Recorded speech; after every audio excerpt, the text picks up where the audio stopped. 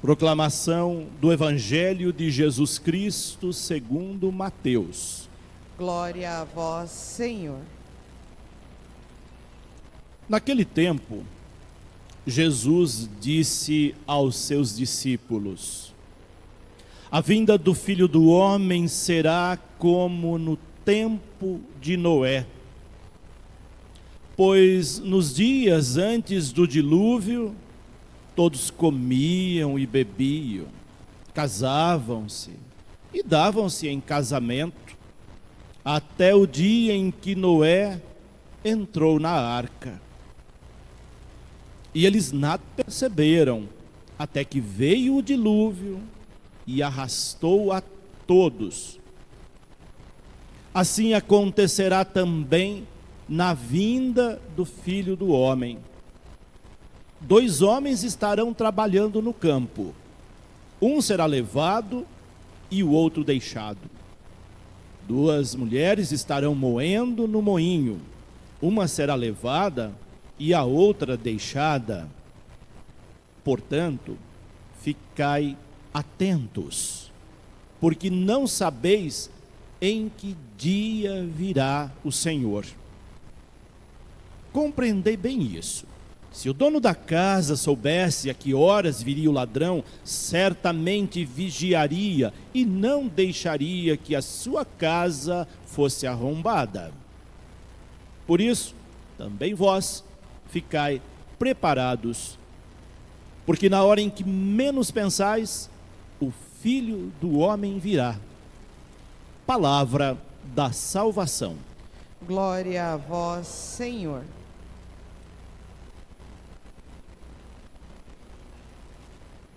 Vocês sabem em que tempo nós estamos?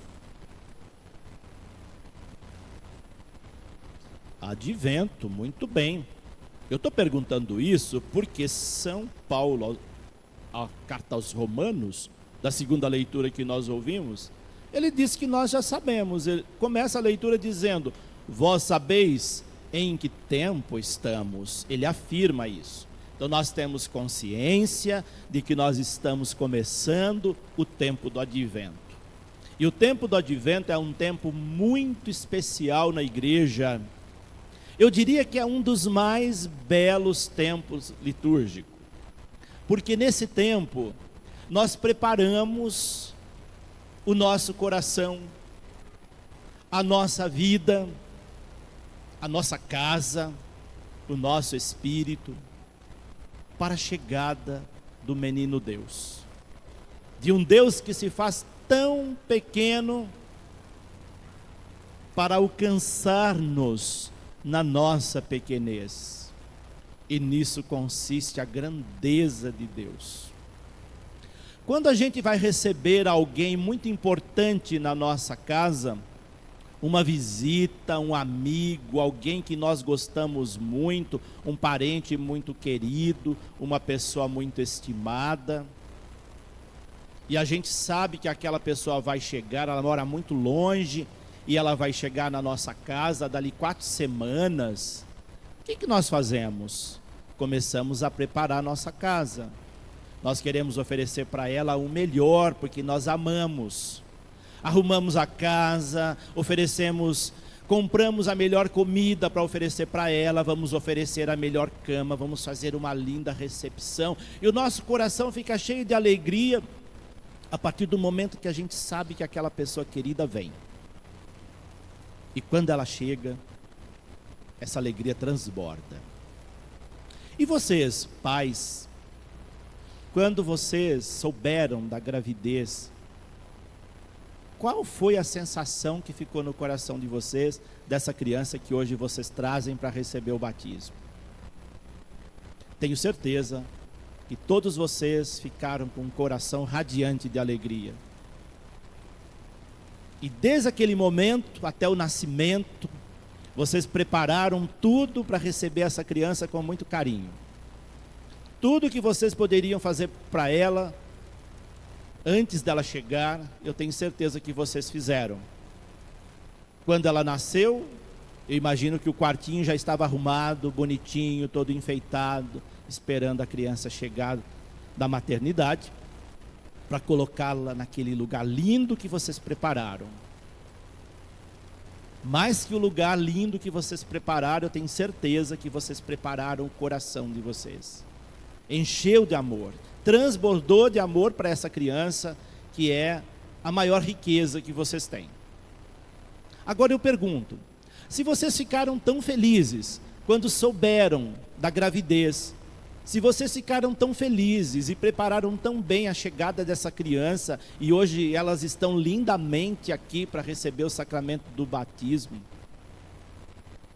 como é que está o seu coração e o coração de todos vocês, nesse primeiro domingo do advento, que vocês estão sabendo pela palavra de Deus, que nós vamos celebrar o Natal do Senhor, que Jesus vai nascer na nossa vida, no nosso coração, daqui a 4 semanas.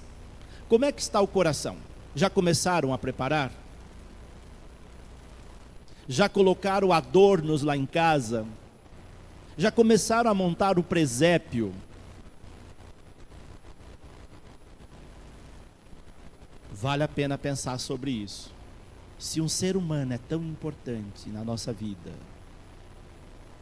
Deus é muito mais.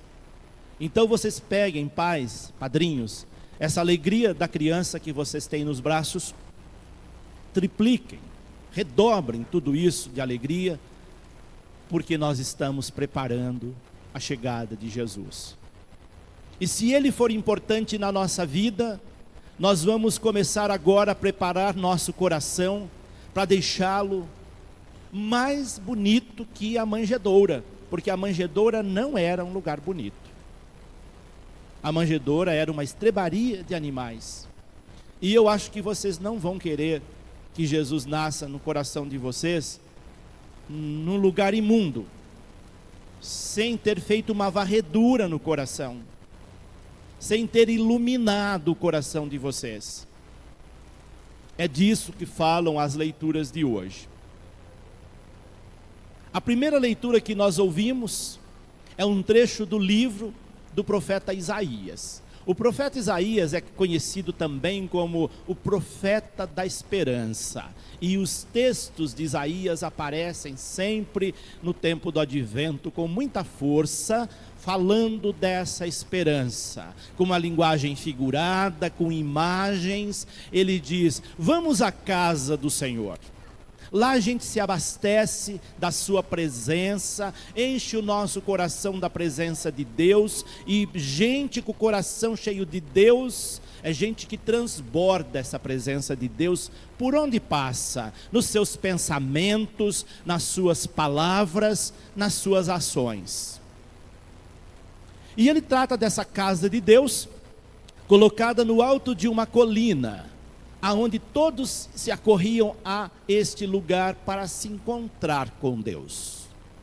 E lá se enchiam da presença de Deus. E aí começavam a ser pessoas diferentes. Porque uma pessoa que tem Deus no coração, ou uma pessoa que espera a chegada de Deus, é uma pessoa diferente. É uma pessoa que se destaca na bondade, é uma pessoa que se destaca no amor, é uma pessoa que se destaca como luz no meio das trevas. E aí o profeta fala: então é hora de dissiparmos as trevas que estão no nosso coração e nos revestirmos com a presença de Deus, que é luz. Natal é luz. Quando você anda pelas ruas, você já vê muitas luzes natalinas. Embora muitos que colocaram essas luzes não saibam disso, mas ela tem um sentido. Jesus é a maior de todas as luzes. E Ele quer encher o seu coração com essa luz, para que você seja uma pessoa iluminada da presença dEle. Mas para isso nós precisamos fazer algumas mudanças na nossa vida. E essas 4 semanas, elas têm esse propósito. Vamos olhar um pouquinho os símbolos do advento, que a gente vai entender o porquê deles. Vocês sabem por que hoje a gente usa a cor roxa? Porque usamos a cor roxa em 4 semanas que antecedem o Natal? Porque a cor roxa é a cor da penitência. É a cor que lembra que nós estamos como penitentes, pedindo perdão para Deus dos nossos pecados, daquelas obras que nós fazemos que agride a Deus. Então, de coração contrito, penitente, nós nos preparamos à chegada de Jesus. A cor roxa não é meramente um adorno, é para lembrar que nós estamos num tempo especial de revisão de vida. Não é só a sua casa que você vai limpar e organizar para celebrar o Natal. É essa casa aqui, a primeira que precisa ser limpa, adornada, enfeitada com luzes, para que o Natal aconteça. Depois nós temos lá a coroa do advento, 4 velas. Cada domingo a gente vai acender uma daquelas velas. Você olha para aquela vela, ela tem uma chama muito frágil. Quando você vê uma lâmpada acesa, você sabe, ali tem alguém acordado, vigilante, atento. Aquela vela que nós acendemos ali, não é um mero ritual, é um símbolo para lembrar que nós estamos atentos, vigilantes, esperando a chegada do Senhor, como nos mostrou o canto de entrada que nós tivemos. Como vigia, esperando a aurora, nós esperamos a chegada do Senhor. A noite ainda é escura, porque há ainda muitas trevas no nosso coração, diz a primeira e a segunda leitura, mas lá no horizonte nós vislumbramos os primeiros sinais da aurora, de um tempo novo que vai chegar, que é o Natal, que é Jesus. Ele é a luz que vai iluminar, irradiar para todos os cantos. Então, a cada domingo, ao acender uma vela, nós vamos lembrar: eu estou de fato vigilante. Como disse o evangelho de hoje, se soubéssemos a hora que o ladrão iria chegar, nós vigiaríamos e não deixaríamos que ele arrombasse a nossa casa. Mas se estivermos dormindo, ele chega e arromba a nossa casa. Deus não quer ver ninguém dormindo. Nós não sabemos a hora da sua chegada. Ele pode chegar à meia-noite, às 6 da manhã, no meio do dia. Ele não disse a hora que chega. Por isso, todo momento é momento de estarmos atentos. E essa atenção passa por uma mudança de comportamento. Aquele que não mudar comportamentos perversos durante as 4 semanas do advento, lamento dizer, não vai celebrar verdadeiramente o Natal. Pode ter a casa bonita, arrumada, uma mesa cheia de coisas boas, mas ela está vazia de Deus. Jesus ficou de fora. O convidado principal, aquele que seria o convidado principal, não foi convidado. E a sua festa será uma festa profana, não uma festa cristã. E aí então a gente olha para a segunda leitura da carta aos Romanos, porque ele nos dá algumas dicas muito importantes, que eu espero que vocês tenham ouvido atentamente essa segunda leitura. Ele começa afirmando que nós já sabemos o tempo que nós estamos, que é o tempo do advento, o tempo de preparação para o Natal, e ele vai dizer logo em seguida: é hora de despertar, é hora de acordarmos, não podemos ficar dormindo. Porque às vezes nós estamos tão tranquilos nos afazeres do nosso dia a dia, como mostrou o evangelho de hoje.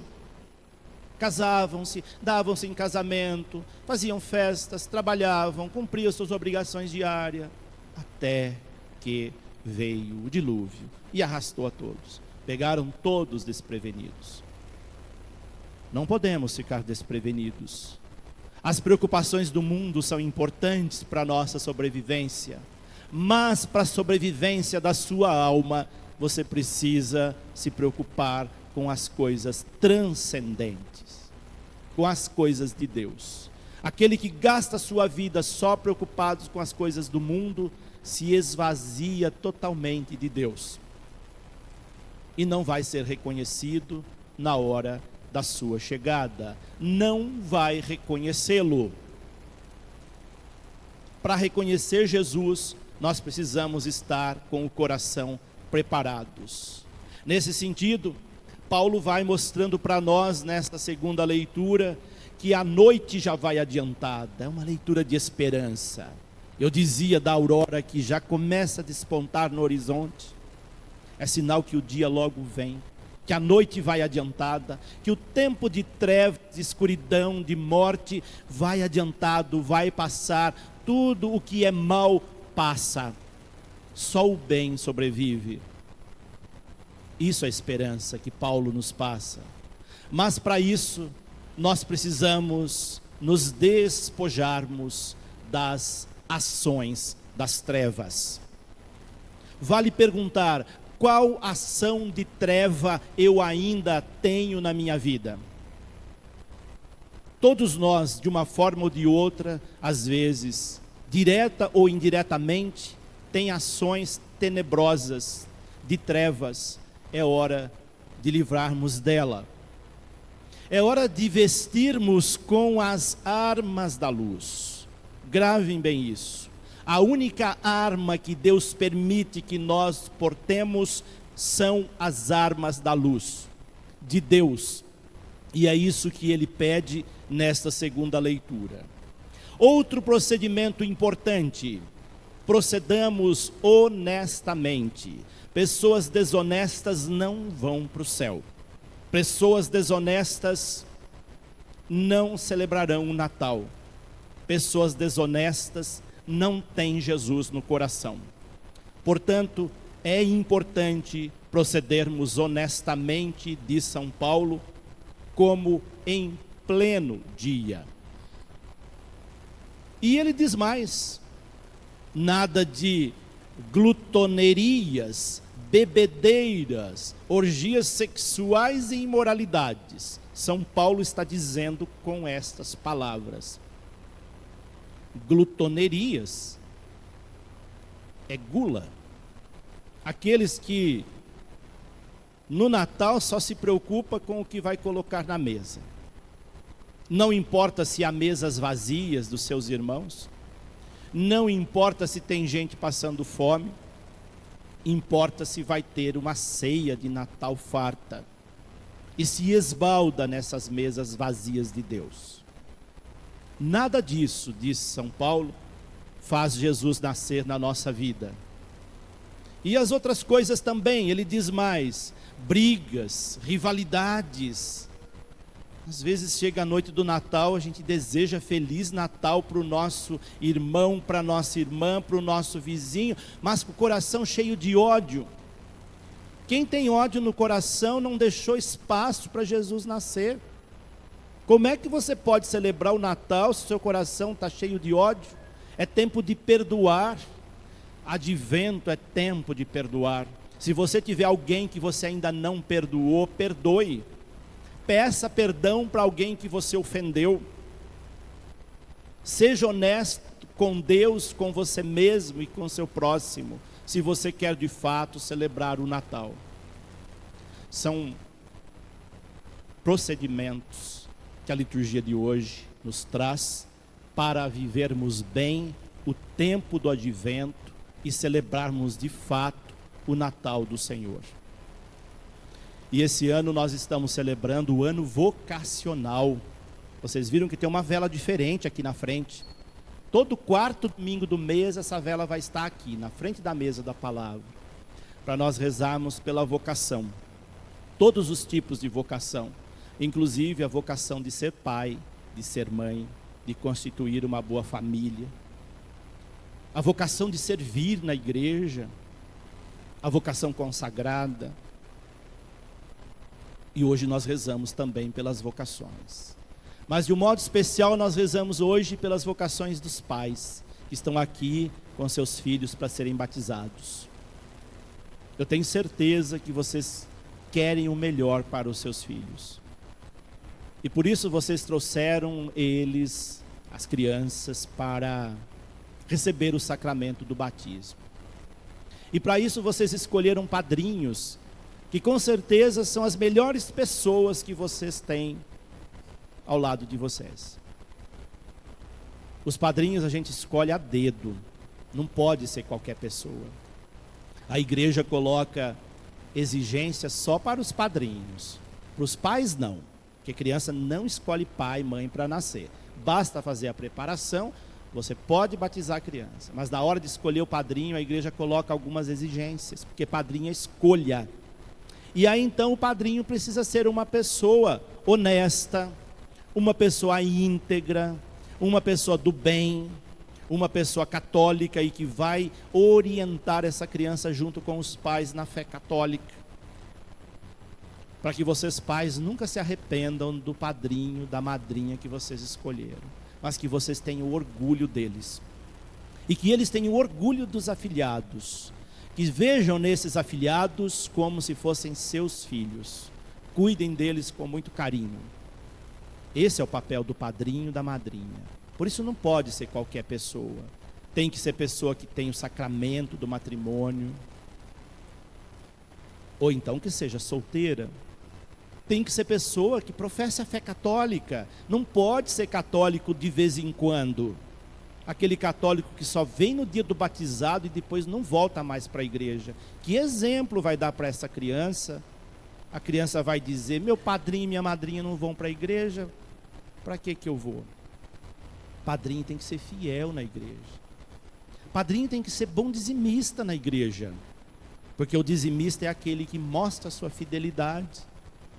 Padrinho precisa, e madrinha precisam ser pessoas que tenham uma integridade, e a criança vai olhar para ela ao crescer e vai dizer: eu quero ser como meu padrinho e a minha madrinha. Que orgulho para vocês, se elas assim pensarem. Agora, se elas tiverem vergonha de vocês, se vocês forem padrinhos omissos, que feio. Mas eu tenho certeza que vocês não vão fazer isso, que vocês serão pessoas ali muito presentes na vida dessas crianças, honrando a vocação de ser pai, de ser padrinho e dando exemplo. É o que nos pede a liturgia de hoje e é o recado que eu quero deixar para os pais e padrinhos, de um modo muito especial para os padrinhos, que estão agora entrando para a família dessa criança como compadre e comadre, ou seja, com o pai e com a mãe, um segundo pai e uma segunda mãe.